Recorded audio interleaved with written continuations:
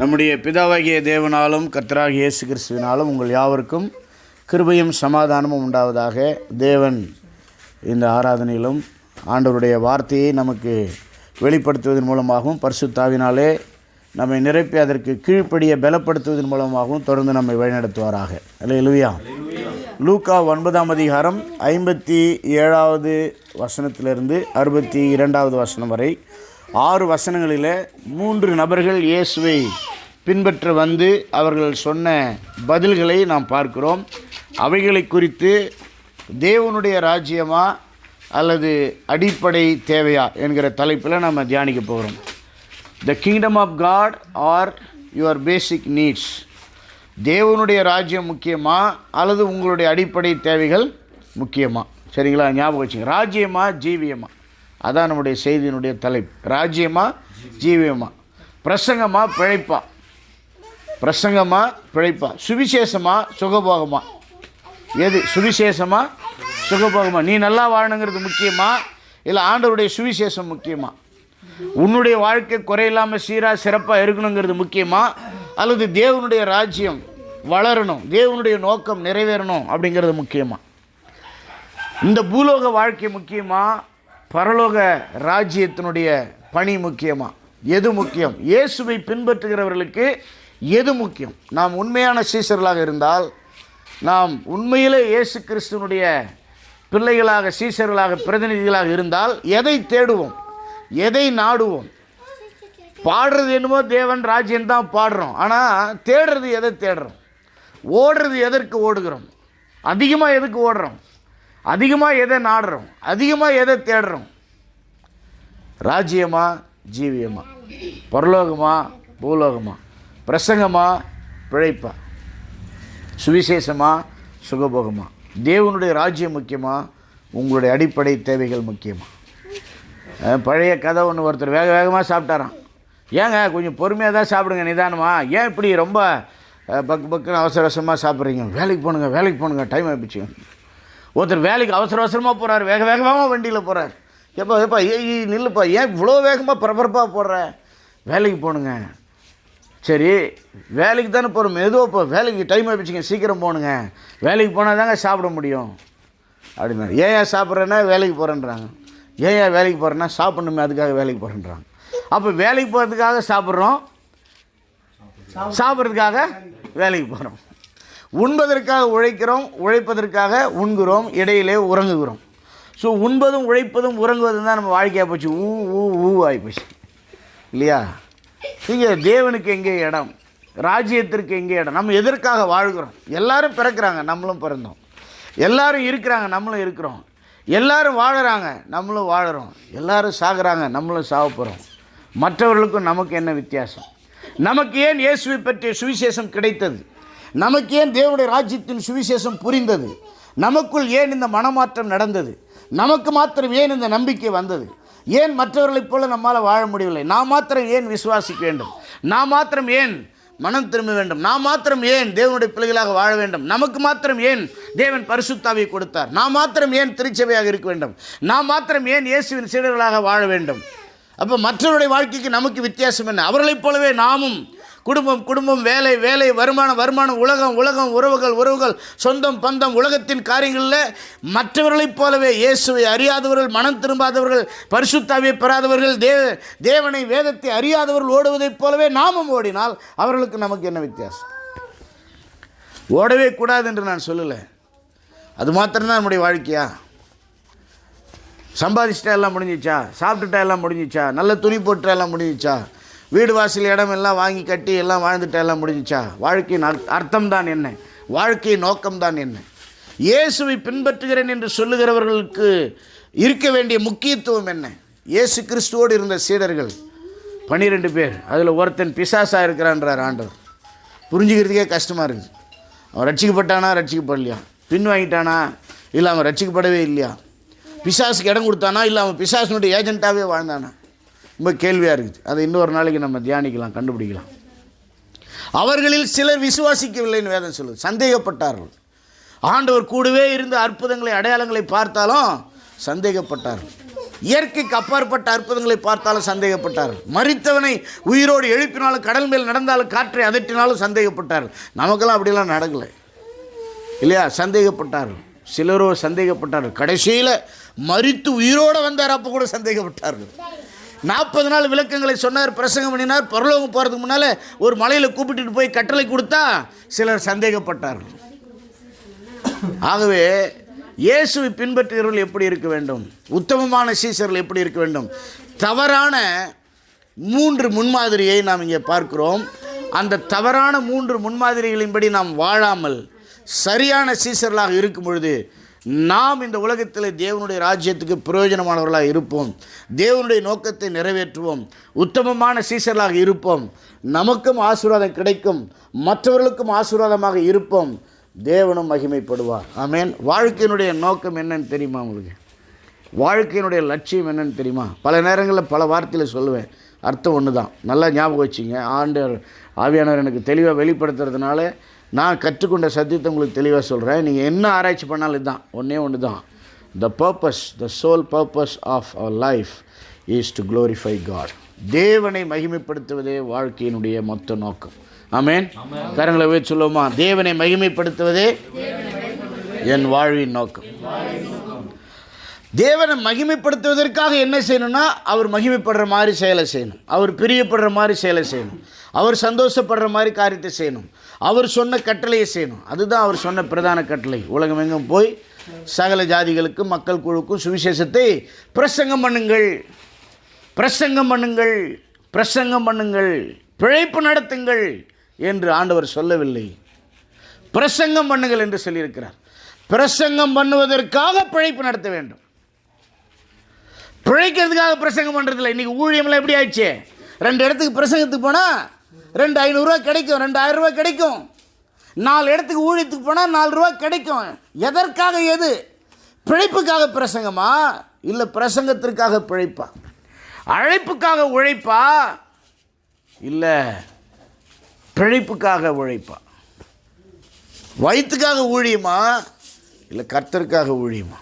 ஊழியமே இன்றைக்கி எனக்குன்னு ஒரு சர்ச் இருந்தால் தானே நான் பிழைக்க முடியும். மக்கள் பேசுறது, எனக்கு ஒரு சர்ச்சுக்குது, என் பையனுக்கு ஒரு சர்ச் வேணும்ல, என் மருமகனுக்கு ஒரு சர்ச் வேணும்ல, எங்கள் மாமனாருக்கு ஒரு சர்ச் வேணும்ல, இப்படி ஊழியம் பண்ணிகிட்டு இருக்காங்க. இல்லை பிழைப்புக்காக அல்ல. முதலாவது தேவனுடைய ராஜ்யத்தையும் அவருடைய நீதியையும் அவருடைய சட்டத்தையும் பிரமாணத்தையும் கட்டளைகளையும் அவருடைய சித்தத்தையும் அவருடைய நோக்கத்தையும் அவருடைய மகிமையும் அவருடைய மகத்துவத்தையும் தேடுங்கள். அப்படின்னு என்ன அர்த்தம்? அதற்காகவே வாழுங்கள். முதலிடம் தேவனுக்கு கொடுங்கள், தேவனுக்காக முதலாவது வாழுங்கள். முதலிடம் தேவ ராஜ்யத்திற்கு கொடுங்கள், தேவ ராஜ்யத்திற்காக வாழுங்கள். முதலிடம் தேவ சித்தத்திற்காக கொடுங்கள், தேவ சித்தத்திற்காக வாழுங்கள். முதலிடம் தேவனுடைய கட்டளைகளுக்கு கொடுங்கள், கட்டளைகளுக்காக வாழுங்கள். முதலிடம் தேவனுடைய பிரதான கட்டளை கொடுங்கள், அதற்காக வாழுங்கள். முதலிடம் தேவனுடைய சுவிசேஷத்தை பிரசங்கம் பண்ணுகிறதற்காக கொடுங்கள், அதற்காக உங்கள் நேரங்களை, பணங்களை, திறமைகளை செலவு செய்யுங்கள், அதற்காக வாழுங்கள். முதலாவது தேவனையும் அவருடைய ராஜ்யத்தையும் அதன் விரிவாக்கத்தையும் பிரதான கட்டளையும் அதன் நிறைவேறுதலையும் தேடுங்கள் என்றால் அதற்காக வாழுங்கள், அதற்காக பிரயாசப்படுங்கள், அதற்காக ஓடுங்கள், அதற்காக உழையுங்கள், அதற்காக செலவு செய்யுங்கள், அதற்காக சிரமப்படுங்கள், அதற்காக தியாகம் செய்யுங்கள், அதற்காக உங்களை இழந்து விடுங்கள், அதற்காக உபத்திரவங்களை, பாடுகளை, துன்பங்களை, குறைவுகளை, நஷ்டங்களை சந்தியுங்கள். அதற்காகவே நீங்கள் பாடுபட்டு வாழ்ந்து மடியுங்கள் என்றார். முதலாவது தேவனுடைய ராஜ்யத்தினுடைய நீதியை தேடுங்கள், அப்பொழுது இவைகள் எல்லாம் உங்களுக்கு கூட கொடுக்கப்படும். நம்ம முதல்ல இதைத்தான் தேடுறோம். இன்றைக்கி சர்ச்சே வாங்க கர்த்தர் உங்களை ஆசீர்வதிப்பார், வாங்க கர்த்தர் உங்களுக்கு வீடு கொடுப்பார், வாங்க கர்த்தர் உங்களை உயர்த்துவார், வாங்க கர்த்தர் உங்களுக்கு இதை கொடுப்பார், அதை கொடுப்பார்னு அழைப்பதும் பிரசங்கிப்பதும் ஊழியமே எதை மையமாக இருக்குது? உலக தேவைகளையும் ஆசீர்வாதங்களையும் மையமாக இருக்குது. உலக தேவைகளை மையமாய் வைத்த பிரசங்கம், மனிதனை மையமாய் வைத்த பிரசங்கம், ஆசீர்வாதங்களை மையமாய் வைத்த பிரசங்கம், மக்களை மையமாய் வைத்த பிரசங்கம், தேவைகளை மையமாய் வைத்த பிரசங்கம் தேவனுக்கு மகிமையானது அல்ல. அது சுயநலமானது, பிழைப்பை தேடுகிறது. அது சரியான ஊழியம் அல்ல. தேவனை மையமாக வைத்த பிரசங்கம், தேவனை மையமாக வச்சு பிரசங்கம் பண்ணால் எல்லாருக்கும் அந்த பிரசங்கம் இனிக்காது, எல்லாருக்கும் அந்த பிரசங்கம் பிடிக்காது, எல்லாரும் அந்த பிரசங்கத்தை முழுசாகவே கேட்க முடியாது. அதற்கென்று அழைக்கப்பட்டவர்கள், அதற்குரிய கிருபை பெற்றவர்கள், அவங்க மாத்திரம்தான் அதை கேட்கவே முடியும். அப்புறம் அதை புரிஞ்சிக்க முடியும், அப்புறம் அதை செய்ய முடியும், அப்புறம் அதில் நிலைக்க முடியும். இப்போ வாசிங்க, லூக்கா 9ஆம் அதிகாரத்தில் சுவாரஸ்யமான ஒரு சம்பவம் 57வது வசனத்திலிருந்து நடைபெறுகிறது. அவர்கள் வழியிலே போகையில், ஒரு ஊரில் ஊழித்து முடிச்சுட்டு இன்னொரு ஊருக்கு போயிட்டுருக்காங்க. மேலே உள்ள வசனங்களை நீங்கள் படித்து பார்த்தா தெரியும். வழியில் போயிட்டுருக்காங்க. ஆன் த வே போகையில் ஒரு பெரிய கடை ஒன்று இருக்குது, ஆன் த வே ஹோம்னு, வீட்டுக்கு போகிற வழியில்னு ஒரு கடை இருக்குது. நான் முதல் அது இதில் பார்த்தேங்க, ஸ்ரீலங்காவில். நான் ஃபஸ்ட்டு போய் ரூம் எடுத்து தங்கினது வந்து பவனியா, நாங்கள் பக்கத்தில் இருந்துச்சு. நான் போய் அப்பப்போ அங்கே தான் பொருள் வாங்க. அப்புறம் அமெரிக்காவில் பார்த்தேன், ஆன் த வே ஹோம்னு. வழியில் போய் கொண்டிருக்கிறார். வழியில் போய் கொண்டிருக்கும் பொழுது இயேசு சீசர்கள் மக்கள்லாம் போயிட்டுருக்காங்க. ஒருத்தன் எங்கே பாருங்க, அவர் கூப்பிடல, அவனே வரான். சர்ச்சிலையும் ஊழியத்தில் நிறைய பேர் இப்படி வருவாங்க. நம்ம ரொம்ப கவனமாக ஜாக்கிரதையாக இருக்கணும். எனக்கு ஆரம்பத்தில் தெரியாமல் எல்லோரும் நம்பிட்டேன்.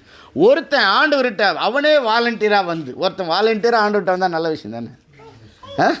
வந்து ஆண்டவரேன்னு கூப்பிட்றான். ஒருத்தன் சர்ச்சுக்கு வந்து ஏசுவே ஏசப்பா சாமி தெய்வமேன்றான். நல்லா இருக்குதா இல்லையா? என்னப்பா இவனை பார்த்தா நல்லவன்றீங்களா கெட்டவன்றீங்களா? ரொம்ப நல்ல மாதிரி இது. வழியாக போயின்னுக்கிற ஆண்டவர்கிட்ட வந்து ஆண்டவரேன்னு கூப்பிட்றான். நீர் எங்கே போனாலும் பா, இது பயங்கரம். ஆண்டவரே நீங்கள் எங்கே போனாலும் சரி நான் கூடவே வரேன் ஆண்டவரே. எப்படி இருக்கணும்? இப்படி ஒருத்தர் என்கிட்ட சொல்கிறார், பாஸ்டர் நீங்கள் எங்கே போனாலும் கூட வரேன், என்ன சொன்னாலும் செய்கிறேன், உங்கள் கூடவே இருக்கிறேன், நீங்கள் சாவர வரைக்கும், நான் சாவர வரைக்கும் உங்கள் கூடவே இருக்கிறேன். அப்படின்னா எப்படி இருக்கணும்? மகனே இத்தனை நாள் எங்கடா இருந்தது, உன்னை தானா தேடிட்டு இருக்கிறேன், உன்னை மாதிரி ஒரு ஆள் வேணும்டா. அடாடா, என்ன ஒரு அற்புதமான வார்த்தை, என்ன ஒரு அர்ப்பணிப்பான வார்த்தை, என்ன ஒரு இதயபூர்வமான வார்த்தை. டப்புன்னு கவுந்துருவோம்ல, டப்புன்னு சாஞ்சிடுவோமா இல்லையா? ஏதாவது அவன்கிட்ட குறை மாதிரி தெரியுதா? நம்மளா கூப்பிட்டோம் இல்லை, ஆண்டவராக கூப்பிட்டார். அவனே வரான், அவனே ஆண்டவரேன்றான். அவனே. இதை விட ஒரு உயர்ந்த ஜெபம் இருக்குமா? இதை விட உயர்ந்த ஒரு விசுவாச அறிக்கை இருக்குமா? இதை விட ஒரு உயர்ந்த ஒரு புனிதமான வார்த்தைகள் இருக்குமா? இதை விட ஒரு சிறந்த ஒரு டிக்ளரேஷன் அறிக்கை இருக்குமா? இருக்காது. நீர் எங்கே போனாலும் நான் உம்மோடு கூட வருவேன். எங்கே நான் செல்ல உம் சித்தமோ அங்கே நான் சென்றிடுவேன். இன்றைக்கி சிலர் பாடுவாங்க பயங்கரமாக, உமக்காக வாழ்வேன் ஆண்டவரே, உமக்காக செய்வேன் ஆண்டவரே, எங்கே போனாலும் போவேன் ஆண்டவரே. ஸோ நல்ல கவனிங்க, அவன் நல்லவனே கிடையாது, அவன் சீசனே கிடையாது, அவன் அர்ப்பணிக்கப்பட்டவனே கிடையாது.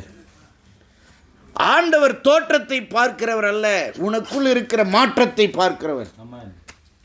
ஆண்டவர் வார்த்தைகளை பார்க்கிறவர் அல்ல, வார்த்தைக்குள் இருக்கிற வாழ்க்கையை பார்க்கிறவர். வார்த்தைகள் ஏமாற்றலாம், வாழ்க்கை ஏமாற்றாது. சொற்கள் ஏமாற்றலாம், செயல்கள் ஏமாற்றாது. உங்கள் வார்த்தைகள் நீங்கள் யார் என்று வெளிப்படுத்துகின்றன, நல்ல கவனிங்க. ஆனால் உங்கள் செயல்கள் நீங்கள் யார் என்று நிரூபிக்கின்றன. Your words express who you are, your deeds confirm or prove who you are. வார்த்தையில் ஏமாத்திடலாம். ஆண்டவரை பார்த்த உடனே ஆண்டவரே தெய்வமே கர்த்தாவே ரட்சகா என் பெருமானே பரலோகத்திலிருந்து பூலோகம் வந்த தேவகுமாரனே கடல் மேல் நடந்த என் கர்த்தனே கருணை மன்னனே கருணாமூர்த்தியே அப்படியே பயங்கரமாக வார்த்தை வர்ணிக்கிறான்.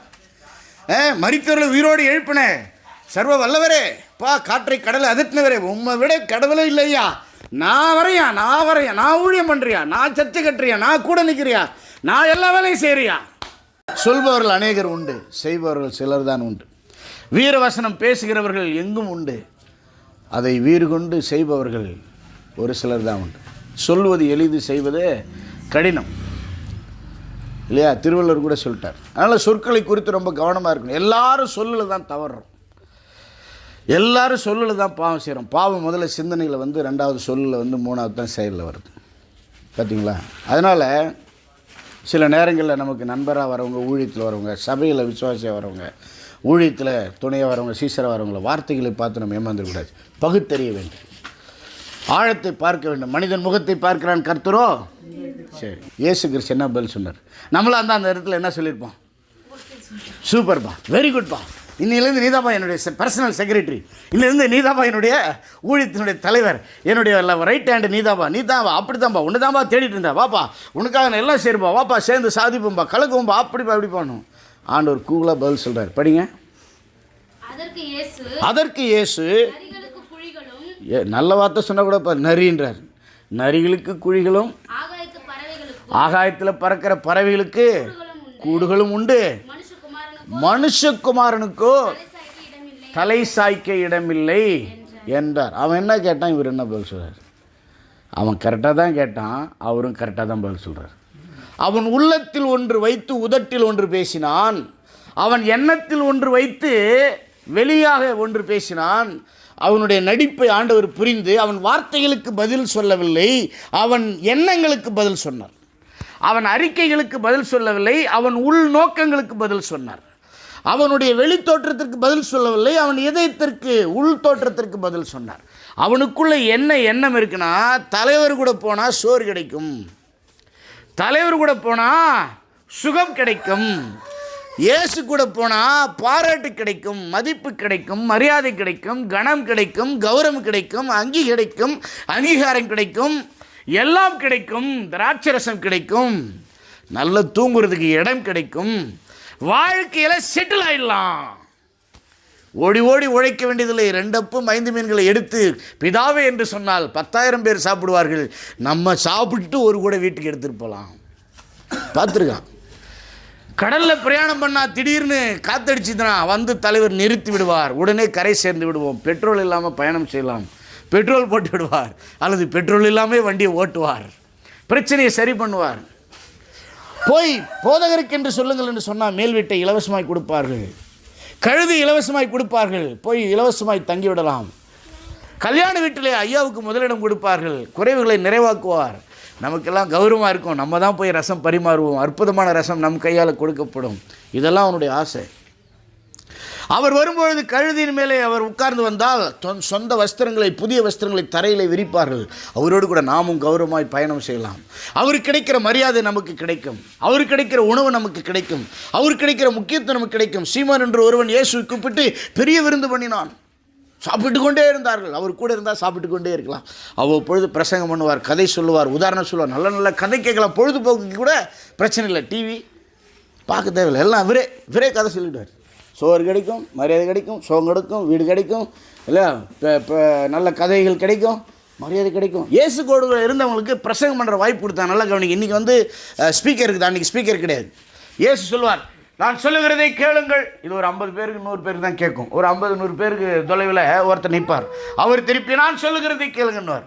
அங்கேருந்து திருப்பி ஒரு கொஞ்சம் தூரத்துக்கு ஒருத்தர் நிற்பார். நான் சொல்லுகிறதை கேளுங்கள். இது எக்கோ மாதிரி 5000 பேருக்கு அவர் எப்படி பிரசங்கம் பண்ணார்? இங்கேருந்து பேசினா 5000 பேர் கேட்குமா? இடையில ஆட்களை நிறுத்தி வைத்திருந்தார். அவங்க தான் அந்த அவர் சொல்கிற வார்த்தையை ரிப்பீட் பண்ணுவாங்க.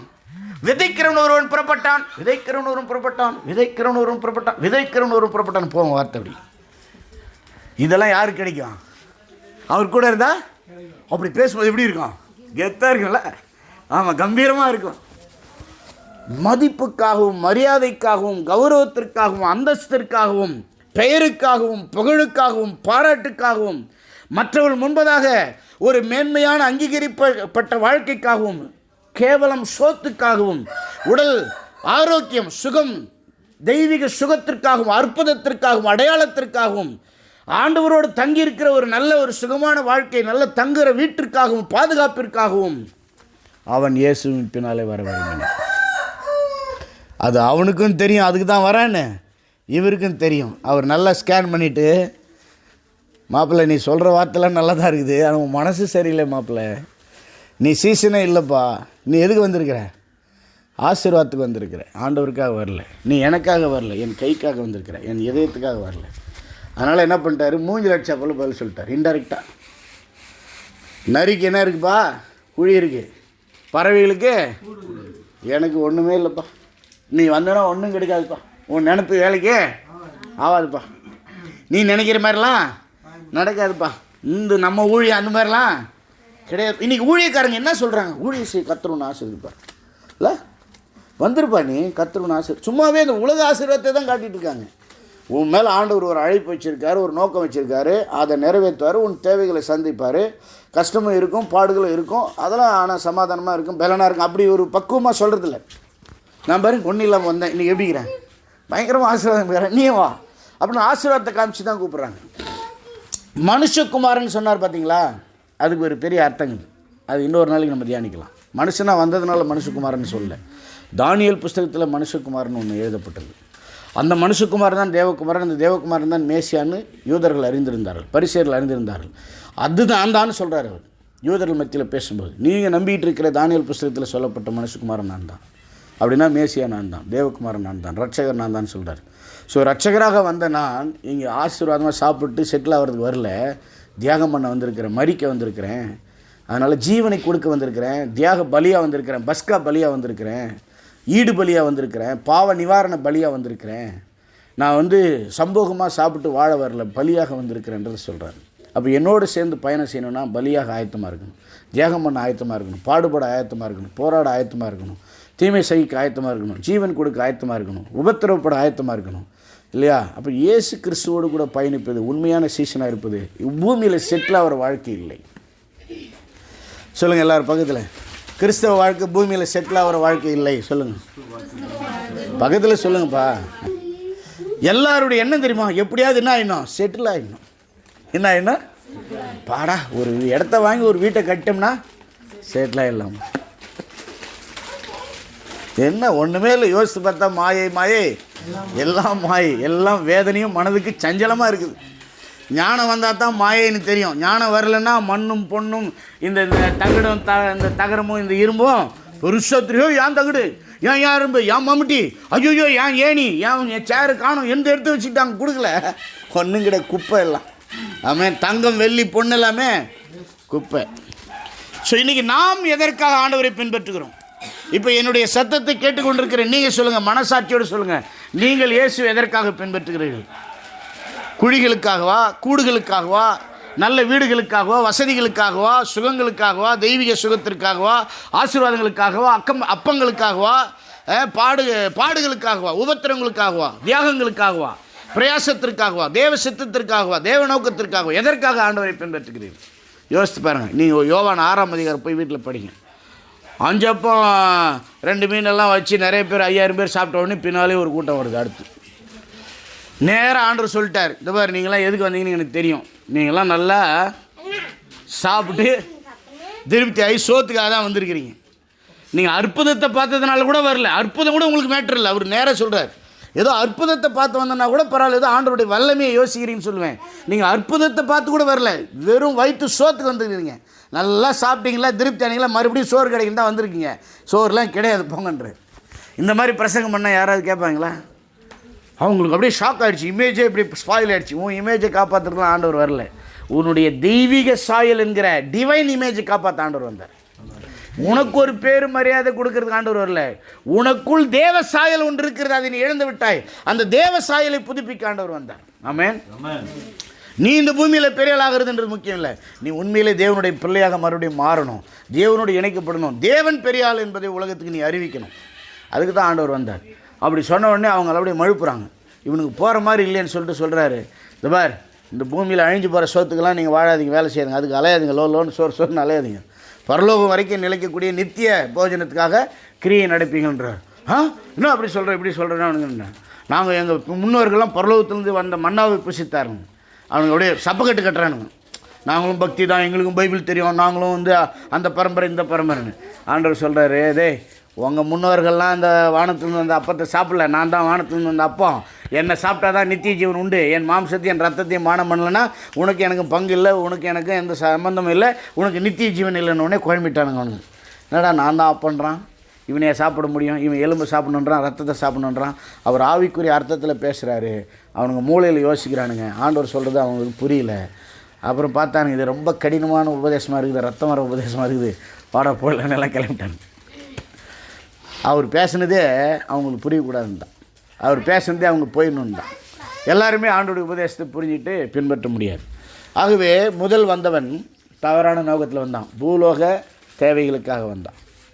சாப்பாடு, தங்குமிடம், உணவு, உடை, உறைவிடம், அடிப்படை தேவை செட்டில் ஆகிடணும். வேலைக்கு போக வேண்டியதில்லை, நேரத்துக்கு சோறு கிடைக்க ஏசுனர் கூட இருந்தால் இல்லையா, மரியாதை குறைவில்லை, தங்குற இடத்துக்கு குறைவில்லை, வியாதி வந்தால் அற்புதத்துக்கு குறைவில்லை, அவரே டச் பண்ணி ஹீல் பண்ணிவிடுவார். அப்படி வந்தான். சரி, அடுத்தது படிங்க.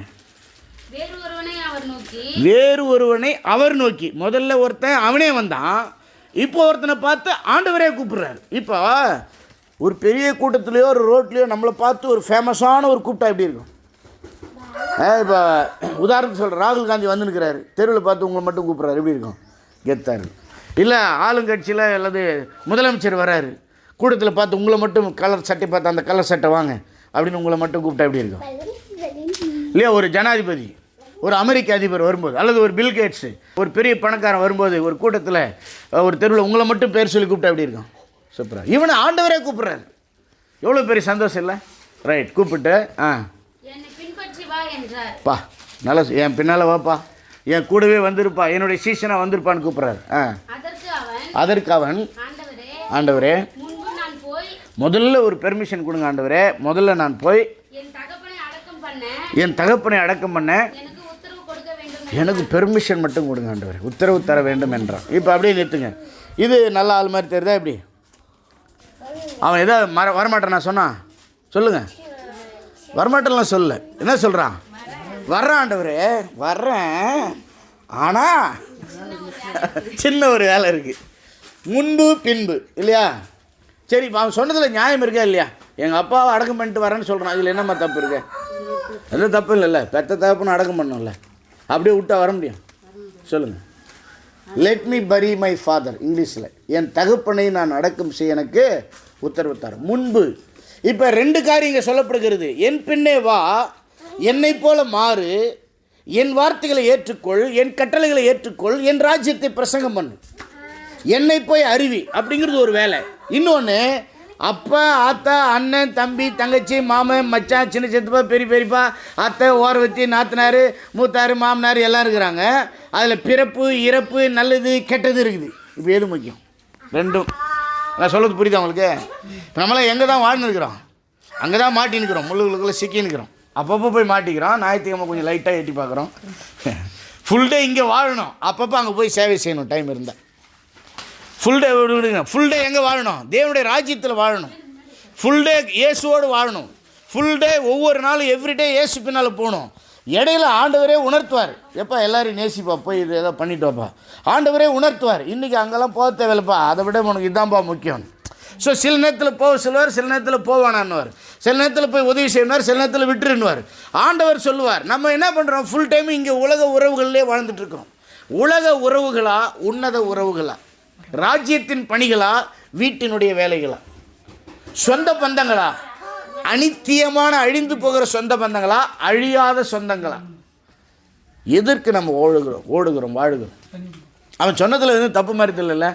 ஐயா ஐயா ஐயா, எவ்வளோ பெரியவங்க நீங்கள், தெய்வமே, ரட்சகா, என் ஆண்டவரே, என் பெருமானே, எஜமானே, குருவே குருவே, உங்கள் கூட நான் சீசனாக வருது, எவ்வளோ பெரிய பாக்கியம், என்னைய போய் செலக்ட் பண்ணிட்டீங்களே, ரொம்ப ரொம்ப ரொம்ப நன்றியா, சந்தோஷமாக இருக்கியா, கண்டிப்பாக நான் வந்துடுறேன். ஆனால் ஒரே ஒரு சின்ன ரிக்வஸ்ட்டியா, ஒரே ஒரு ரிக்வஸ்ட்டியா, நான் போய் எங்கள் அப்பனை அடக்கம் பண்ணிட்டு வந்துடுறேங்க, நீங்கள் ஒரு உத்தரவு கொடுங்க. அப்போ கூட அவன் போயிடல, என்ன கேட்குறான்? பெர்மிஷன் கேட்குறான். நல்லவனா கெட்டவனா? நல்ல மாதிரி இருக்குது. சிலர்லாம் வந்து எப்படி பெர்மிஷன் கேட்குற மாதிரி பேசுவாங்க. ஐயா கண்டிப்பாக வந்துடுறேங்க, இந்த ஒரு வாட்டிங்க, கண்டிப்பாக செஞ்சுறேங்க, இந்த ஒரு வாட்டிங்க, இந்த ஒரு வாட்டி நிறைய வாட்டி போயிடுவாங்க. ஆக்சுவலாக நம்ம தமிழில் வாசித்தாலும் இங்கிலீஷில் வாசித்தாலும் அன்னைக்கு அப்போ அவங்க அப்பன் செத்த மாதிரியும் அவர் போய் அடக்கம் பண்ணிட்டு வரேன்னு சொல்கிற மாதிரி இருக்கும். கொஞ்சம் யோசித்து பாருங்கள். அவங்க அப்பன் செத்த அவன் ரோட்டில் இருக்கிறான். அவர்கள் வழி அருகே போகையில், கரெக்டா? பைபிள் என்னங்க இருக்கு? அவர்கள் ஊருக்குள்ளே இருந்தாங்க, வழி அருகே போகையில். அவங்க அப்பன் செத்துட்டான்ற தகவல் கிடைச்சா எவனாவது வழி அருகே நின்று நிற்பானா? யோசிக்கணும். பைபிள் படித்தா ஐயோ எங்கள் அப்பன் செத்துட்டானா அப்படின்னு ஓடுவான் இல்லையா? வீட்டுக்கு ஓடிருப்பானா இல்லையாம்மா?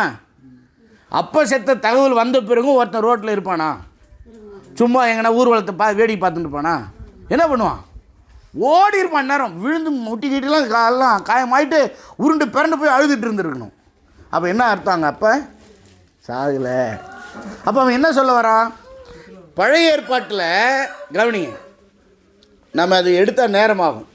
யூதர்களுக்குள்ள ஒரு பரம்பரை சொல் இருக்குது, வழக்க சொல், மரபு சொற்றொடர்னுவாங்க. இடியம்ஸ் அண்ட் ஃப்ரேசஸ் நீங்கள் கிராமரில் படிச்சிருப்பீங்க. பரம்பரையாக சொல்லக்கூடிய சொல் என்ன அப்படின்னா, எங்கள் அப்பா சாகிற வரைக்கும் நான் வீட்டில் இருந்துட்டு அவர் செத்த பிறகு நான் நல்லடக்கம் பண்ணிவிட்டு, நல்லா கவனிச்சுடுவாங்க, அதுக்கப்புறம் டெத் சர்டிஃபிகேட் வாங்கி என் பர்த் சர்டிஃபிகேட்டை அட்டாச் பண்ணி வாரிசு சர்டிஃபிகேட் வாங்கி அவர் சொத்து பத்தெல்லாம் என் பேரில் மாற்றிக்கிட்டு செட்டில் ஆகிட்டு எல்லாத்தையும் நான் சுருட்டிக்கிட்டு வர வேண்டியதெல்லாம் வாங்கிக்கிட்டு அப்புறமா உங்கள் பின்னால் வரேன்னு அர்த்தம். அதுக்கு லெட் மீ பரி மை ஃபாதர், எங்கள் அப்பாவை அடக்கம் பண்ண உத்தரவு தரோம் அப்படின்னா என்ன அர்த்தம்னா, ஆதி காலத்தில் எலியாவுக்கு பின்னால் எலிசா வந்தார். அப்படி எலியா கூப்பிடும் பொழுது அப்படி தான் சிலர் சொன்னாங்க, எங்கள் அப்பாவை அடக்கம் பண்ணிட்டு வர்றதுக்கு எனக்கு உத்தரவு தரேன்னு சொன்னாங்க. அப்படின்னு என்ன அர்த்தம், நான் போய் சாகிற வரைக்கும் எங்கள் அப்பா கூட இருந்துட்டு நான் என்ன பண்ணிடுறேன் வந்துடுறேன் உங்களுடைய சீசன். எங்கள் அப்பா செத்த பிறகு நான் உங்கள் சீசன், அது வரைக்கும் நான் கடமைகள்லாம் செய்யணும். நல்லா கவனிங்க, இன்றைக்கி கிராமத்தில் நிறைய பேர் ஞானசானம் எடுத்துக்கிட்டான்னா இதான் சொல்லுவோம், எங்கள் அம்மா சாகிற வரைக்கும் இருந்துட்டு எங்கள் அம்மா செத்த பிறகு சடங்கெல்லாம் செஞ்சுட்டு அப்புறமா நான் ஞானசானம் எடுத்துக்கிறேன், எங்கள் அப்பா செத்த பிறகு ஞானசானம் எடுத்துக்கிறேன் இல்லையா. என் தங்கச்சிக்கு ஞானசானம் கொடுக்குறதுக்கு நான் சொன்னப்போ எங்கள் அம்மா என்ன சொன்னாங்க, எப்போ அவளுக்கு மாப்பிள்ளை கிடைக்குமா கிடைக்காதே தெரில, மாப்பிள்ளை கிடைச்ச உடனே ஞானசானம் எடுத்துக்கிட்டுமான்னாங்க. ஏஸ்தரு எங்கள் அக்காவுக்கு ஞானசானம் கொடுக்க எங்கள் அம்மா ஒத்துக்கவே இல்லை, இந்து கல்யாணம் தான் பண்ணி விட்டாங்க. அதுக்கப்புறம் இப்போ தான் சில வருஷங்களுக்கு முன்னாக அவங்க ரட்சிக்கப்பட்டு ஞானசானம் எடுத்தாங்க. அப்போ அவன் என்ன சொல்கிறான், ஆண்டவரே கூப்பிட்டுட்டாரு, அவன் என்ன பண்ணிட்டான், வேணான்ட்டான், கிட்டத்தட்ட வர முடியாதுன்ட்டான். இப்போ உடனே எல்லாம் வர முடியாதுங்க. என்னங்க நினச்ச மாதிரி நீங்கள் பாட்டு கூப்பிட்டா நான் பாட்டு ஊழித்து வந்துட முடியுமா? நிறைய பேர் சர்ச்சுக்கோ ஊழித்து கூப்பிட்டா உடனே வரமாட்டேங்கிறாங்க. என்ன சொல்கிறாங்க, மாடுக்குதுலாம் ஓட்டிட்டு அப்புறமா வரணுன்றாங்க இல்லையா. ஸோ அப்பா சாகிற வரைக்கும் அவன் போய் இருந்துட்டு அப்பா செத்த பிறகு வரேன்னு சொல்கிறான். அதான் அதனுடைய அர்த்தம், பரம்பரை வார்த்தையினுடைய அர்த்தம். அது அந்த ஊர் பாஷை. அவன் என்ன அர்த்தத்தில் சொன்னான்னு சுற்றி இருக்கிற எல்லாருக்கும் தெரியும். புரியுதா? ஒரு குழு கொடுத்துட்டேன், அப்பா செத்தான் அங்கே இருக்க மாட்டான். அப்போ என்ன அர்த்தம், ஆண்டவரே நான் நமக்கு வாழறேன் ஊழி செய்கிறேன், ஆனால் முதல்ல இந்த உலகத்தில் என் சொத்தை நான் வாங்கிக்கிறேன். அப்போ இன்றைக்கி நம்ம எப்படி ஓடுறோம், எனக்கு சேர வேண்டியது வரணும், என் பங்கு வரணும், அதுக்கு நான் எங்கள் அம்மாவை கவனிக்கணும், எங்கள் அப்பாவை கவனிக்கணும், எங்கள் அண்ணன் தம்பிக்கு செய்ய வேண்டியது செய்யணும், அப்போ தான் என் பங்கு வரும். பங்கு வந்தான்னா வராட்டி போனேன்னா நான் எங்கள் வீட்டை விட்டு கிளம்பினேன். ஆண்டவர் போக சொன்னார், கிளம்பிட்டேன். என் வாழ்க்கையும் சூழ்நிலையும் சரியில்லை, மனசுலேயும் வேதனைகள் இருந்துச்சு. ஆண்டவர் தெளிவாக பேசினார், நீங்கள் இருந்தால் கெட்டு போடுவேன், நாசமாக போடுவேன், ஊரை விட்டு கிளம்பு, நான் உன்னை அழைச்சிருக்கிறேன், போய் சொல்கிற இடத்துல ஊழியம் பண்ணுன்ட்டார். போய் எங்கள் பாஸ்டர்கிட்ட சொல்லிட்டேன், நான் ஊரை விட்டு போகணும், ஆண்டவர் எங்கே போக சொன்னாலும் போகணும். ஆபிரகாம் போல் நான் சொல்கிற இடத்துக்கு போன்ட்டார். பாஸ்டர் எங்கள் அப்பா அம்மாட்ட வந்து பேசுங்கன்னு, எங்கள் அம்மா அப்பாட்ட வந்து எங்கள் பாஸ்டர் வந்து பேசினார். எங்கள் அப்பா அம்மா அழுதாங்க, டேய் நம்ம பாஸ்டர் மாதிரி நம்ம ஊர்லேயே பாஸ்டர் ரெண்டா அங்கி போட்டுக்கண்டா, மாதம் சம்பளம் தருவாங்க, பக்கத்து ஊரில் ஒரு 50 கிலோமீட்டர் 20 கிலோமீட்டர், இங்கே எங்கள் ஒரு சின்ன பாஸ்டர் அவர் கூட இருந்துட்டு சம்பளம் வாங்கி கொடுத்துட்டு குடும்பத்தெல்லாம் பார்த்துட்டு இருக்கிறாண்டா, ஏன்டா விட்டுட்டு போகிறேன். இல்லை ஆண்டவர் வந்து என்னை தூரமாக தான் போக சொல்லிக்கிறார், இங்கே இருக்க சொல்ல சம்பளம் முக்கியம் இல்லை, நான் போகிறேன்ட்டேன். என்னுடைய சூழ்நிலை ஆவிக்குரிய ரீதியாகவும் மாம்ச ரீதியாகவும் எங்கள் பாஸ்டருக்கு தெரியும். சரின்னு எங்கள் அப்பா என்ன பண்ணிட்டார், அழுதார், எங்கள் அம்மா அழுதாங்க, பாஸ்டர் ஜெபம் பண்ணார், என்னை அனுப்பிவிட்டாங்க. 93ஆம் ஆண்டு நவம்பர் மாதம் 28ஆம் தேதி நினைக்கிறேன், வெள்ளிக்கிழமை நைட்டு பஸ் ஏற்றேன், சென்னைக்கு வந்துட்டேன். என்னை கொண்டாந்து ஒரு மிஷினரி ஸ்தாபனத்தில் விட்டாங்க. சனிக்கிழமை 29ஆம் தேதி சாயங்காலம் சாட்சி சொல்கிறேன். அன்றைக்கி ஆரம்பித்தது என்னுடைய ஊழியம், இன்றைக்கி வரைக்கும் ஓடிட்டு இருக்குது. ஏன் வேலைச்சேரியில் தான் நான் சாட்சி சொன்னேன். சென்னையில் அவங்க தான் கொண்டாந்து காஞ்சிபுரத்தை எனக்கு காமிச்சாங்க. காஞ்சிபுரத்தில் அரச மரத்துக்கு கீழே நின்று பிரசங்கம் பண்ணேன் 93லேயே. அரச மரத்துக்கு கீழே பிரசங்கம் பண்ணிட்டு வையாவூரில் தெருவில் பிரசங்கம் பண்ணேன் 93லேயே. நெல்வாயிலும் பிரசங்கம் பண்ணேன் 93லேயே. அதுக்கப்புறம் 94 வந்தேன். 96 சிங்காடேவத்தில் பெர்மனெண்ட்டாக வந்தேன். அதுக்கு முன்னால் அறிவொளி இயக்கத்தின் மூலமாக 95 சிங்காடேவெல்லாம் வந்து சர்வே பண்ணிட்டு போனேன். ஸோ நான் என்ன சொல்ல வரேன், ஆண்டவர் போன்னு சொன்னோடனே நான் வந்துட்டேன். இடையில 1 வருஷம் கழிச்சு தான் எங்கள் அப்பா அம்மா போய் பார்க்க போனேன். எனக்கு போகிறதுக்கு கூட பஸ் ஃபேர் கிடையாது. அப்போ 40 ரூபா பஸ் ஃபேர். அந்த 40 ரூபா 1 வருஷம் ஆச்சு எனக்கு கையில் கிடைக்கிறது. 40 ரூபா 2 வருஷம் உனக்கு சம்பளம் கிடையாதுன்ட்டாங்க, ட்ரைனிங் மினிஸ்ட்ரின்ட்டாங்க, ட்ரைனிங் எடுத்துக்கிட்டாங்க. அதனால் எப்போ யார் சோறு தருவான்னு தெரியாது, கிடைக்கிறப்ப சாப்பிடுவேன், சொல்கிற இடத்துல தூங்குவேன், அவ்வளோதான். எனக்கு ஒரு பைபிள், ஒரு டைரி, நோட்டு இதான் இருக்கும். நான் யார் எப்போ என்ன துணி தருவானே தெரியாது. பயங்கரமாக ஒரு விசுவாச வாழ்க்கை வாழ்ந்துட்டு இருந்தேன், நாடோடியாக வாழ்ந்துட்டு இருந்தேன். ஆனால் த்ரில்லிங்காக இருந்துச்சு. அப்போ 40 ரூபா கிடச்சி பெர்மிஷன் கேட்டு ஸ்தாபன தலைவர் மிஷினரி தலைவர்கிட்ட பெர்மிஷன் கேட்டு வீட்டுக்கு போகிறேன். வீட்டுக்கு போய் நான் என்ன தெரியுமா சொன்னேன், ஆண்டவர் கூப்பிட்டார், நான் வந்துட்டேம்மா, உங்கள் சொத்து பற்றி எனக்கு எதுவும் வேணாம்மா, என்னால் முடிஞ்சால் நான் ஆண்டவர் சொன்ன வாழ்க்கையில் ஊழியத்தில் காணிக்க கிடைச்சா வருமானம் வந்தால் என்னால் முடிஞ்சது கொண்டு வந்து தரேன், என்னால் கொடுக்க முடியல என்னை மன்னிச்சிருங்க. மூத்த பையன் வீட்டில் என்னை பெற்று வளர்த்து என் மேலே பெரிய நம்பிக்கை வச்சுருப்பீங்க, நான் காப்பாற்றுவேன் உதவி செய்வேன்னு சொல்லி ஒருவேளை செய்ய முடியாமல் போச்சுன்னா என்னை மன்னிச்சிடுங்க, கடவுளுக்காக என்னை கொடுத்துட்டேன்னு நினச்சிங்க, ஆண்டவர் என்னை அழைக்கிறார் போகாமல் இருக்க முடியலன்னு சொல்லி கண்ணீரோடு சொல்லிட்டு வந்தேன்.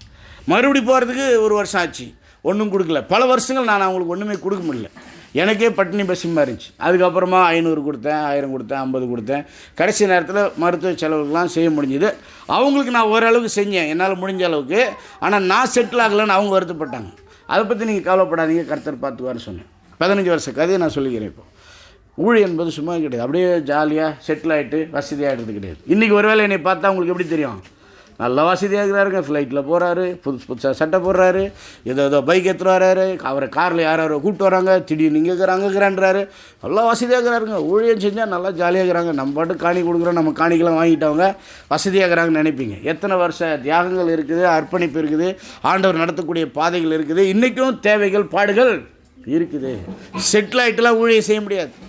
நிறைய பேர் என்ன பண்ணுறாங்க, படித்து முடிச்சுட்டு வரேன், வேலைக்கு போயிட்டு வரேன், வருமானம் பார்த்துட்டு வரேன், சொத்து வாங்கிட்டு வரேன், அப்பா அம்மாட்ட பெர்மிஷன் கேட்டு வரேன், இப்படி செட்டில் ஆகிறது. உலகத்தில் செட்டில் ஆகிட்டு, உலகத்தில் வருமானத்துக்கு மாத வருமானம் ரெடி பண்ணிட்டு, உலகத்தில் ஏதாவது செலவுக்கு ரெடி பண்ணிட்டு வரேன்னு சொல்கிறது கர்த்தருடைய சித்தம் அல்ல. அவனுக்கு என்ன சொன்னார் ஆண்டவர்? அதற்கு இயேசு மரித்தோர் தங்கள் மரித்தோரை அடக்கம் பண்ணட்டும். செத்தவங்க எப்படியா செத்தவங்களை அடக்கம் பண்ண முடியும்? அப்படின்னா என்ன அர்த்தம்னா, 2 அர்த்தம் சொல்கிறாரு. ஆவியிலே மரித்திருக்கிற ரட்சிக்கப்படாதவர்கள் சரீரத்தில் மரிக்கப் போகிறவர்களை அவர்களே அடக்கம் பண்ணுவார்கள். அடக்கம் பண்ணுறது பெரிய வேலை இல்லை. செத்து போன பிறகு அடக்கம் பண்ணுறதா மேட்ருங்க, அது வேலை, பெரிய வேலை இல்லை. நீ போய் தேவனுடைய ராஜ்யத்தை குறித்து பிரசங்கம் பண்ணு. அல்லேலூயா. இந்த உலகத்தில் சொத்தை வாங்கிறத விட, செத்தவனை அடக்கம் பண்ணுறதை விட தேவனுடைய ராஜ்யத்தை பிரசங்கம் பண்ணுவது பெரிய வேலை. ஆமென். அதனால் அந்த அடக்காராதனைக்கு சண்டை போட்டுன்னு இல்லாமல் அடக்காராதனையும் சுவிசேஷம் பிரசங்கம் பண்ணும். எந்த அடக்கம்னா பண்ணிக்கோ, நீ நேரம்னா போச்சிக்கோ, குறுக்குன்னா போச்சிக்கோ, 2 அடினா போச்சிக்கோ, 6 அடினா போச்சிக்கோ, எரிச்சிக்கோ போச்சிக்கோ, என்னன்னா சடங்கு பண்ணிக்க. செத்த பிறகு அந்த உடம்புக்கு என்ன பண்ணாலும் பிரயோஜனம் கிடையாது. ஆண்டவர் அடக்காராதனை முக்கியப்படுத்தலை. அவங்க அப்பா சாகிற வரைக்கும் ரட்சிக்கப்படாமல் ஆவியில் செத்தவர்கள் மரித்தோர்கள் இருக்கிறாங்க. அந்த மரித்தோர் இந்த மாதிரி மரித்தோரை அடக்கம் பண்ணுவாங்க. அதெல்லாம் அவங்க பார்த்துக்குவாங்க. நீ இந்த சம்பிரதாயம் சடங்கு நல்லது கெட்டதெல்லாம் பார்க்கணும் அவசியம் இல்லை. நீ முதல்ல தேவனுடைய ராஜ்யத்தை பிரசங்கம் பண்ணு. தேவனுடைய ராஜ்யத்தை பிரசங்கம் பண்ணுவதற்கு உங்கள் அப்பாவின் அடக்கமே தடையாக இருந்தாலும் அடக்கம் முக்கியம் இல்லை, தேவனுடைய ராஜ்யத்தின் பிரசங்கம் முக்கியம் என்பதை ஆண்டவர் சொல்கிறார். எங்கள் அம்மா செத்ததை பயன்படுத்தி நான் சுவிசேஷம் பிரசங்கம் பண்ணேன். எங்கள் அப்பா செத்ததை பயன்படுத்தி சுவிசேஷம் பிரசங்கம் பண்ண சிங்காடத்தை வருவதற்கு ஆண்டவர் எனக்கு புரிய வச்சார். ஒவ்வொரு சாவிலும் ஏன்னு கேள்வி கேட்காம என்ன செய்யணும்னு ஆண்டவர்கிட்ட நான் கேட்குறேன். ஒவ்வொரு நஷ்டத்துலையும் ஏன்னு கேள்வி கேட்காம என்ன செய்யணும்னு ஆண்டவர்கிட்ட கேட்குறேன். என்னுடைய மனைவிக்கு சர்ஜரி நடக்கணுன்றது என்னுடைய விருப்பமே கிடையாது. நான் ஜெபம் பண்ண, ஆண்டவரே சர்ஜரி மட்டும் வேணாம் ஆண்டவரே, எங்களை காப்பாற்றிங்கன்னா. சர்ஜரி நடந்துச்சு, சரி ஆண்டவர் உங்கள் சித்தம், இப்போ நான் என்ன செய்யணும்?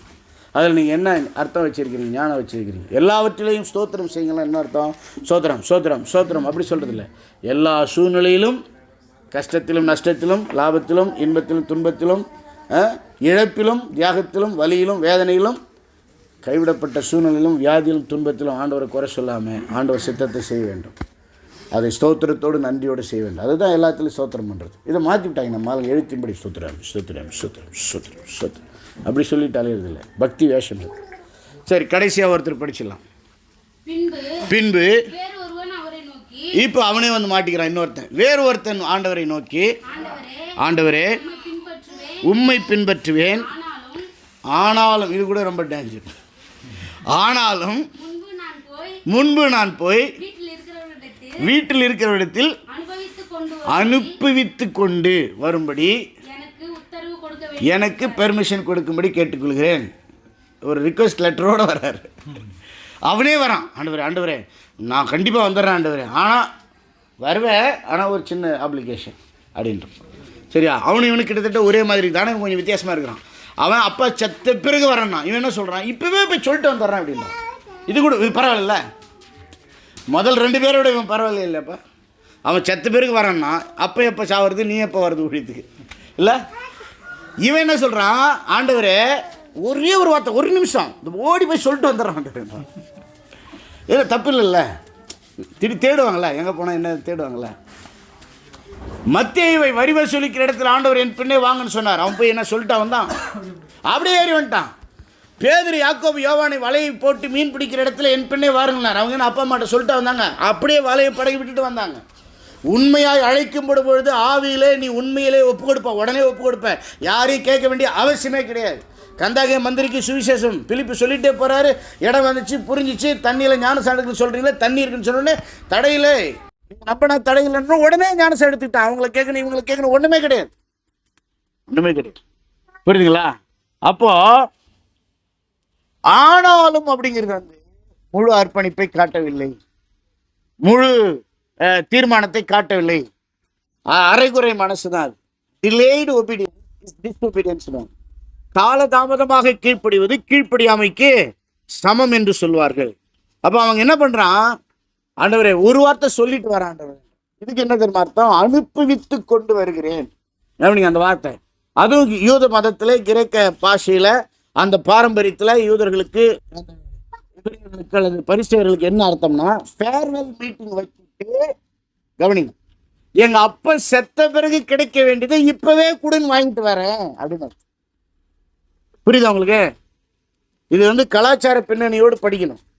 எந்த காலத்தில் சூழ்நிலையில் என்ன நடந்துச்சு, அவங்க என்ன அர்த்தத்தில் பேசினாங்க, எல்லாமே அந்த ஃப்ரேசஸ், இடியம்ஸ் அண்ட் ஃப்ரேசஸ் தான். அந்த மரபு சொற்றொடரில் தான் மீனிங் இருக்குது.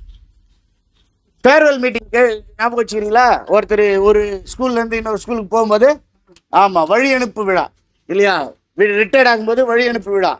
ஸோ இவர் என்ன சொல்கிறாரு, அவனை மாதிரிலாம் நான் இல்லை ஆண்டவர், அப்பா சாவர வரைக்கும் வெயிட் பண்ணிலாம் சுற்றுவாங்களே, இன்றைக்கே போய் நான் என் இஷ்டத்துக்கு ஒரு குரு பின்னால் போக போகிறேன், எனக்கு கொடுக்க வேண்டியதெல்லாம் கொடுத்துருங்க, என் பங்கை கொடுத்துருங்க, நான் வாங்கிட்டு வரேன்றார். அதுக்கு ஆண்டவர் என்ன பதில் சொன்னார்? நல்லா கவனி. ஒரு தகப்பனுக்கு 2 குமாரர்கள் கதை சொன்னார், ஞாபகம் இருக்கா? என்ன அர்த்தம்? இளைய குமாரன் ஆண்டவரே நான் தூரதேசம் போகிறேன், அப்பா என் பங்கு கொடுத்துருன்னு கேட்டான். அப்போ என்ன பண்ணார்? அப்பா கொடுத்துட்டார். இது யூதருடைய வழக்கம். 18 வயதுக்கு 20 வயதுக்கு மேற்பட்ட ஒரு ஆண்மகன் எந்த நேரத்திலும் போய் தன் தகப்பனிடத்தில் தன் சொத்தை வாங்கி கொள்ளலாம். தன் சொத்தை வாங்கி தன் விருப்பப்படி செலவு செய்யலாம், வியாபாரம் பண்ணலாம், பெரிய ஆளாகலாம், சாதிச்சு காட்டலாம், நாசமாக போகலாம். அதை அப்பா கேட்க முடியும், அவனுக்கு உரிமை இருக்கிறது. இராணுவத்தில் சேர்க்கணும்னா எபிரேயர்கள் 20 வயதுக்கு மேற்பட்டவர்கள் தான் சேர்ப்பாங்க. 20 வயதுக்கு மேற்பட்ட பிறகு ஒருத்தன் தனி மனிதன் ஆகிறான். நம்ம சட்டம் 18 சொல்லுது. 20 வயது வரைக்கும் அப்பா அம்மா போதிச்சு வளர்ப்பார்கள். 20 வயதுக்கு மேலே அவன் தனியாக வளருவான். அப்போ இவன் 20 வயதுக்கு மேற்பட்டவன். இவன் என்ன சொல்கிறான்? இன்னும் அவனுக்கு என்ன இருக்கு? என் உரிமை, என் சொத்து. அதாவது ஆண்டவரை நம்பி வருகிறவனுக்கு ஆண்டவர் பார்த்துக்குவார்ன்ற விசுவாசம் இல்லை. ஆண்டவர் கூடவே போனால் ஆண்டவர் பார்த்துக்குவார்ன்ற விசுவாசம் இல்லை. எதுக்கும் நம்ம கிடைக்கிறதுலாம் விட வேணாம்.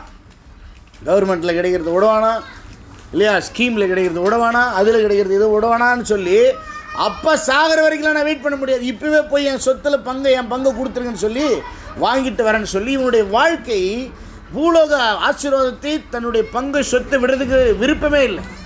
அப்போ முழு மனசாக அவன் ஆண்டவர் நம்பல. அவன் நம்பிக்கை எதன் மேலே தான் இருக்குது? இன்னும் சொத்து, வருமானம், பங்கு அதில் தான் இருக்குது. சில நேரங்களில் நம்ம ஆச்சரியப்படுறோம், ஆதங்கப்படுறோம். என் சொத்து போச்சு, என் பாகம் போச்சு, என் பங்கு போச்சு. ஊழியக்காரர்கள் நல்லா கவனிங்க, ஆண்டவருடைய சீடர்கள் சொத்துக்கு சண்டை போடக்கூடாது, உரிமைக்கு சண்டை போடக்கூடாது. கேட்கலாம், தப்பு இல்லை, ஏமாத்தினாலும் விட்டுட்டு போக வேண்டியதுதான். இப்போ நம்ம ஒருத்தர் பார்த்து வாழ்த்துறோம், பேசுகிறோம், ஒன்றா சேர்ந்து வாழறோம், அதுதான் நமக்கு முக்கியமே தவிர சொத்து பத்தெல்லாம் முக்கியம் இல்லை. சொத்துக்காக சொந்தங்களை இழந்துடக்கூடாது, உலகத்துக்காக உறவுகளை இழந்துடக்கூடாது, அழிந்து போகிற உறவுகளுக்காக நித்திய உறவுகளை இழந்துடக்கூடாது. சத்தியத்திற்காக எதையும் இழக்கலாம், எதற்காகவும் சத்தியத்தை இழக்கக்கூடாது. இயேசுவுக்காக யாரையும் இழக்கலாம், யாருக்காகவும் இயேசுவை இழந்துடக்கூடாது. ரட்சிப்புக்காக எதையும் விட்டு கொடுக்கலாம், எதற்காகவும் ரட்சிப்பை, கிறிஸ்தவத்தை, விசுவாசத்தை விட்டு கொடுத்துடக்கூடாது. சோத்து சண்டையும் வேண்டாம், சொத்து சண்டையும் வேண்டாம், சத்திய தேடுதல் தான் நமக்கு வேண்டும். ஆமென். சோத்து சண்டையும் வேண்டாம், சொத்து சண்டையும் வேண்டாம், சத்திய தேடுதல் நமக்கு வேண்டும். சத்தியம் தான் நமக்கு வேண்டும். அல்லேலூயா. இப்போ இயேசு கிறிஸ்து என்ன சொன்னார்? பதில் அவனுக்கு நம்ம பார்த்து முடிக்கலாம்.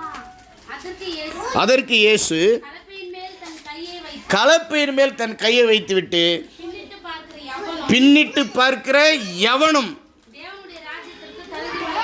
தேவனுடைய ராஜ்யத்திற்கு தகுதி உள்ளவன் அல்ல. 3 பேருமே ஆண்டவர் பின்னால் வரல.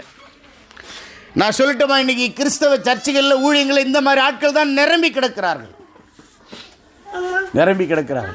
நீங்கள் உலக ஆசீர்வாதத்துக்காக ஆண்டவரை பின்பற்றுறீங்களா, இல்லை உலகத்தில் செட்டில் ஆகிட்ட பிறகு ஆண்டவரை பின்பற்றலான்னு சும்மா வந்துட்டு இருக்கீங்களா, அல்லது என் உரிமை சொத்தை வாங்கிட்டு நான் கொஞ்சம் சம்பாதிச்சுக்கிட்டு கொஞ்சம் எல்லாத்தையும் பேக்ரவுண்டில் ரெடி பண்ணிக்கிட்டு நான் ஆண்டவருக்காக ஊழியம் செய்கிறேன்னு வெயிட் பண்ணுறீங்களா? காலம் செல்லாது. கடைசி காலமாகிவிட்டது. நம்ம எல்லோரும் ஜெபம் பண்ணுவோம். முடிஞ்சவங்க எழுமி நில்லுங்க, இல்லை முட்டி போடுங்க, இல்லை உட்காந்திங்க. கண்ணு மூடணுன்னு அவசியம் இல்லை, மூடணுன்னா மூடிங்க, கையை உயர்த்தினா உயர்த்திங்க. ஆண்டவருடைய சமூகத்தில் ஒப்பு கொடுப்போம். இனி காலம் செல்லாது. உலக தேவைகளுக்காக ஆண்டவரை தேடுவது தவறான ஒரு நோக்கம். அது உண்மையான சீசத்துவம் அல்ல, உண்மையான அர்ப்பணிப்பல்ல.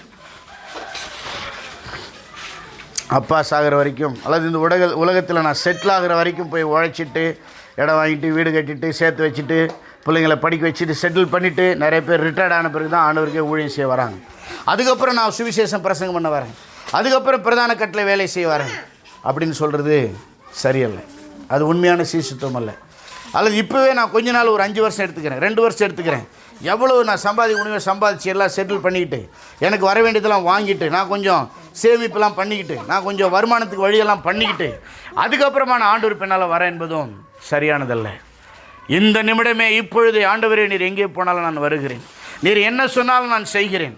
உம்முடைய சுவிசேஷத்தை பிரசங்கம் பண்ணுவதனால் என்னுடைய வேலை நஷ்டமானாலும், என் வருமானம் நஷ்டமானாலும், என் லாபங்கள் இழந்து போனாலும், என் உரிமைகள் இழந்து போனாலும், என் சொத்துக்கள் கைவிட்டு போனாலும், என் சொந்தங்கள் என்னை விட்டு போனாலும், நீர் எனக்கு வேண்டும் ஆண்டவரே. உம்முடைய ராஜ்யம் எனக்கு வேண்டும் ஆண்டவரே. உம்முடைய சத்தியம் எனக்கு வேண்டும் ஆண்டவரே. உம்முடைய பரிசுத்த ஆவியானுடைய அபிஷேகம், வரங்கள், வல்லமை எனக்கு வேண்டும் ஆண்டவரே. உம்முடைய சத்தியத்தின் வெளிப்பாடுகள், ரகசியங்கள், ஆழங்கள் எனக்கு வேண்டும் ஆண்டவரே. உமக்காக நான் வாழ்வேன் ஆண்டவரே. ஒவ்வொரு நாளும் கிடைக்கிற வாய்ப்புகளில் சுவிசேஷத்தை அறிவிப்பேன் ஆண்டவரே. ராஜ்யத்தை அறிவிப்பேன் ஆண்டவரே. உமக்கு சாட்சியாய் வாழ்வேன் ஆண்டவரே. எத்தனை நிந்தைகள், அவமானங்கள், போராட்டங்கள், பாடுகள், வியாதிகள், எத்தனை இழப்புகள், உபத்திரவங்கள், துன்பங்கள், சோதனைகள், வேதனைகள், கைவிடப்படுகிற சூழ்நிலைகள் வந்தாலும் ஆண்டவரே, ஆண்டவரே நான் உமக்காக வாழ்வேன் ஆண்டவரே. உம்முடைய பலத்தில் வாழ விரும்புகிறேன், உம்மோடு கூட வாழ விரும்புகிறேன், உமக்காக வாழ விரும்புகிறேன், சுவிசேஷத்திற்காக வாழ விரும்புகிறேன், சத்தியத்திற்காக வாழ விரும்புகிறேன், ராஜ்யத்திற்காக வாழ விரும்புகிறேன். உமக்காகவே ஆண்டவரே ஜீவனுள்ள நாட்கள் எல்லாம் இயேசுவுக்காக வாழ்வேன் என்று சொல்லி ஒப்பு கொடுப்போம். ஹல்லேலூயா. எல்லாரும் வாய் திறந்து ஜெபம் பண்ணுங்க. அப்படி ஒப்பு கொடுப்போம். ஆண்டவர் நம்மை அற்புதமாக வழிநடத்த வல்லவராக இருக்கிறார். ஹல்லேலூயா. எல்லாரும் ஒரு அர்ப்பணம் பண்ணுங்க. இந்த 3 பேர் மேலே சொல்ல வேணாம், இந்த 3 பேர் மாதிரி சொல்ல வேணாம். ஆண்டவரிடத்தில் இதை தந்தா நான் வரேன், அதை தந்தா வரேன், என்னை ஆசீர்வதிங்க வரேன், அதெல்லாம் வேணாம்.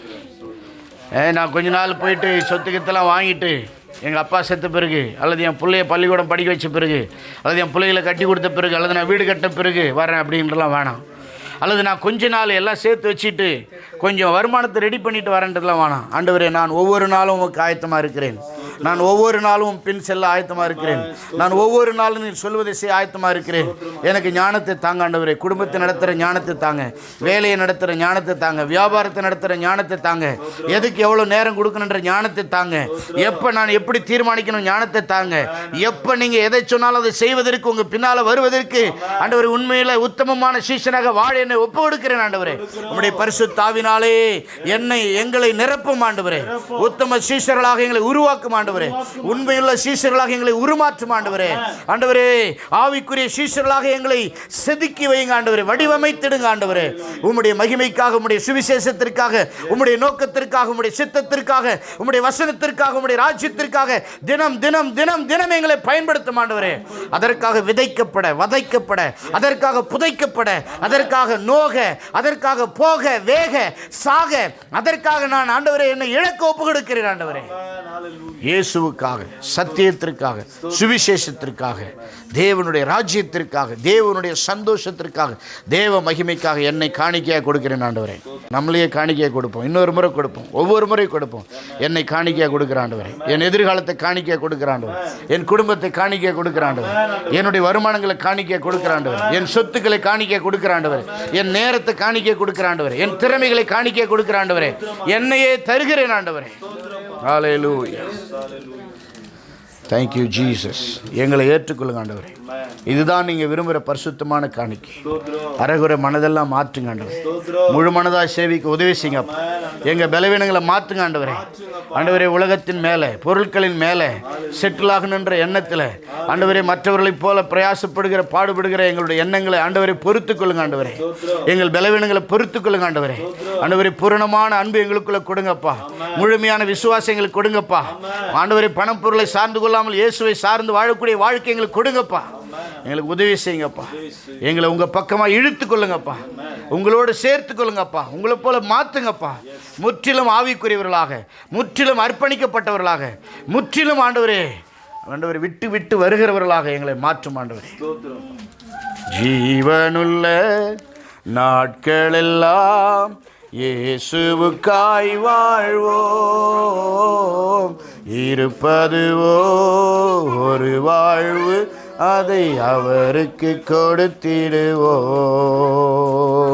ஜீவனுள்ள நாட்களெல்லாம் இயேசுவுக்காய் வாழ்வேன். இருப்பதுவோ ஒரு வாழ்வு, அதை அவருக்கு கொடுத்திடுவேன். வாழ்ந்திடுவேன், நான் வாழ்ந்திடுவேன், இயேசுவுக்காக வாழ்ந்திடுவேன்.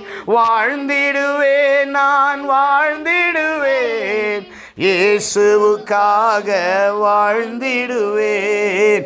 ஜீவனுள்ள நாட்களெல்லாம் இயேசுவுக்காய் வாழ்வேன். இருப்பதுவோ ஒரு வாழ்வு, அதை அவருக்கு கொடுத்திடுவேன். ஜீவனுள்ள நாட்களெல்லாம் இயேசுவுக்காய் வாழ்வேன். இருப்பதுவோ ஒரு வாழ்வு, அதை அவருக்கு கொடுத்திடுவேன். எல்லாரும் சேர்ந்து ஒப்பு கொடுப்போம். நல்ல பிதாவே, இயேசுவின் நாமத்தினாலே என்னையும் எங்கள் எல்லாரையும் இன்னும் ஒரு முறை உம்முடைய பரிசுத்த சன்னிதானத்திலே உத்தமமான சீஷர்களாக, உண்மையுள்ள சீஷர்களாக, அவைலபிள் டிசைபிளாக, நீங்கள் எப்போ கூப்பிட்டாலும் வர்ற சீஷர்களாக, நீர் என்ன சொன்னாலும் செய்கிற சீஷர்களாக, எங்கே அனுப்பினாலும் போகிற சீஷர்களாக, எதையும் உமக்காக இழக்கிற சீஷர்களாக, உம்மை மாத்திரமே நம்பி வாழ்கிற சீஷர்களாக, அடிப்படை தேவைகளை, உலக வாழ்க்கையை நாங்கள் முக்கியப்படுத்தாமல் தேவனுடைய ராஜ்யத்தையும் சத்தியத்தையும் ஆவியானுடைய அபிஷேகத்தையும் வழிநடத்தலையும் தேவ சித்தத்தையும் நோக்கத்தையும் தேவ மகிமையையும் நாங்கள் முக்கியப்படுத்தி உமக்காகவே வாழ, உமது ராஜ்யத்திற்காகவே வாழ, உமது சித்தத்திற்காகவே வாழ, உமது நோக்கத்திற்காகவே வாழ, சுவிசேஷத்திற்காகவே வாழ, பிரதான கட்டளைக்காகவே வாழ, வசனத்தின்படி வாழ, ஆவியானவர் சொல்லுகிறதன்படி வாழ, ஒரு குடும்பமாய் வாழ, சபையாக வாழ, ஆண்டவரை ஐக்கியமாக வாழ, தியாகமாக வாழ, இயேசுவை போல வாழ என்னையும் எங்களையும் இன்னும் ஒரு முறை உடைய பாதத்தில் அர்ப்பணிக்கிறோம். எங்களை ஆசீர்வதியும், எங்களை அபிஷேகம் பண்ணும்,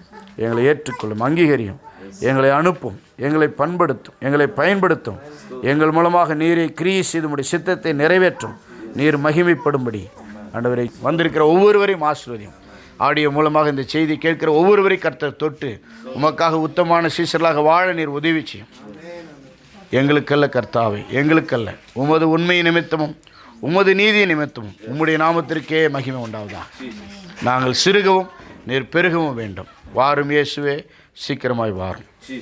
இயேசு கிறிஸ்துவின் நாமத்தினாலே எங்களை அர்ப்பணிக்கிறோம் எங்கள் ஜீவனுள்ள நல்ல பிதாவே, ஆமேன். என் ஆத்துமாவே கர்த்தரை ஸ்தோத்திரி, முழுவலுமே பரிசுத்த நாமத்தை ஸ்தோத்திரி. என் ஆத்துமாவே கர்த்தரை ஸ்தோத்திரி, அவர் செய்த சகல உபகாரங்களை மறவாதே. ஆமேன், ஆமேன்.